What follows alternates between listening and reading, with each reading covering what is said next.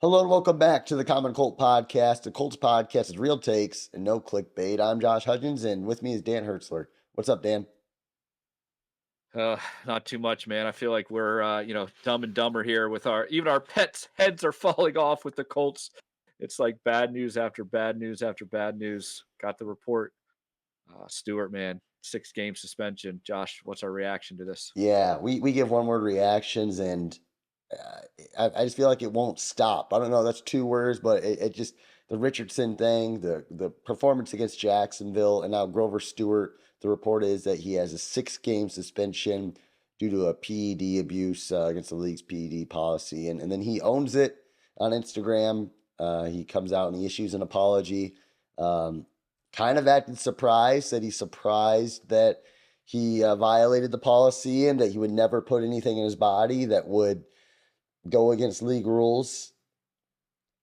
I'll talk about my thoughts on that in a second, but what's your reaction to this? Well, again, it's we don't really fully understand as fans just some of the pressure that these guys are facing to stay healthy, to stay strong, to stay in the game. None of us would promote or say, "Hey, everyone should cheat or everyone should do whatever they can." But we realize this happens, and unfortunately, again, the Colts find themselves when you go even all the way back to Rodgers with the gambling stuff. Now you go to AR loss for the season. You go, these things felt like kind of little minor hiccups, and you start adding them all together kind of feels like it's feeling like almost a season that's heading in the wrong direction. Just a week ago, we were feeling so positive and upbeat, and now we lose one of that main guys up the middle that was such a good partner to Buckner, and I think this is a pretty big blow. I think this is going to affect the Colts being able to stop the run, and then it's going to then turn around and force the offense to put more points on the board and to keep things going. It's pretty bad news. Yeah, I think it's what I'm not going to sit here and call him a liar, but if he really didn't do it intentionally, then I think it's ignorant. I think a player who is on a big contract in the NFL who knows that PEDs are a big deal in the NFL and that they test for this to not know what you're putting in your body, and he acknowledged that just inexcusable, and for a guy like Grover Stewart who is kind of one of the really an underrated defensive tackle to not either consult other people or whatever it takes to know that. I just think that's bad and dumb on his part, to tell you the truth. There's no other way around that. That said, for the Colts, really our interior D line is a strength of this team. You could maybe say the running game is another strength of ours, but our secondary is not very good. You can't really say we have a strong edge rush. Our linebackers, I know Zaire Franklin's solid, but really the interior D line was our strength, and now that takes it away. Grover Stewart has been such a constant for the Colts. I think he started in 84 straight games, and that streak is obviously done. So, really, just a big blow to this team, and I really, really just disappointing because that's something that could be prevented so easily. Yeah. Do you who are you looking at as far as the guy to step up? Who do you think is going to be the guy to take his spot? Who do you think needs to step on that D line? Like you Yeah. said, it's an area we didn't really even talk much about in the offseason because it was such a strength, and you have two kind of just massive bodies right there. But who do you see kind of stepping up?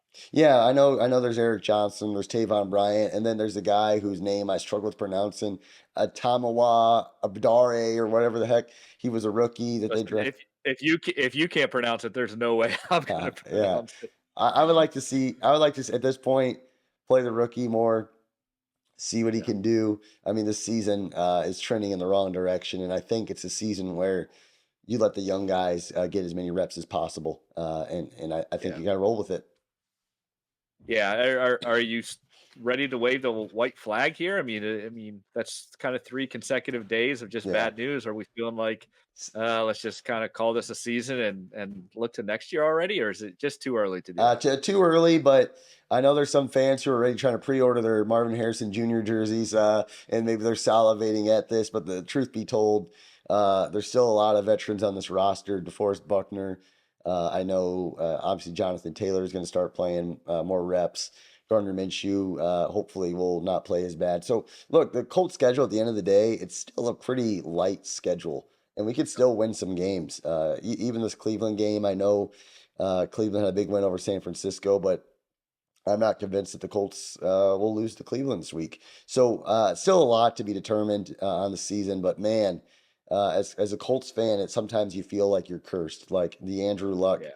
ever since his retirement, I feel like we've been cursed as a franchise, and tough to be positive right now, but we'll find a way here. Hopefully, something will happen, or maybe in the next day or two, we'll try to uplift Colts Nation with a positive video. But for now, it keeps snowballing, buddy.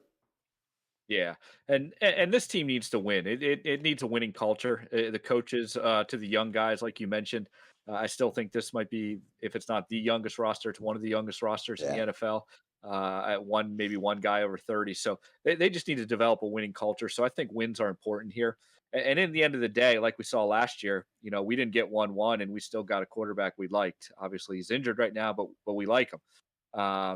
People are even questioning whether or not, Bryce Young is the best quarterback in that yeah, draft, and he went 1-1 and Stroud went 1-2. So to be able to start thinking about draft pick week 7, week 8, yeah. way too Can't do early. that. So Can't many do things that. can happen now. So we got to get out there, we got to fight, but we also acknowledge it's been a bad run here. It's been a bad last 3 to Yeah, 4 days.